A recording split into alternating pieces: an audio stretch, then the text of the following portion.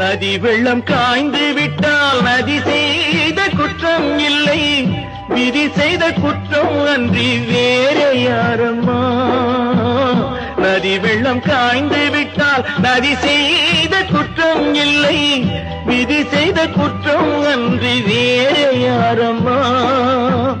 பறவைகளே பதில் சொல்லுங்கள், மனிதர்கள் மயங்கும் போது நீங்கள் பேசுங்கள்.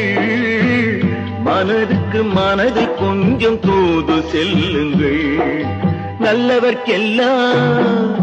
நல்லவர்க்கெல்லாம் சாட்சிகள் ரெண்டு, ஒன்று மனசாட்சி, ஒன்று தெய்வத்தின் சாட்சியம்மா, தெய்வத்தின் சாட்சியம்மா.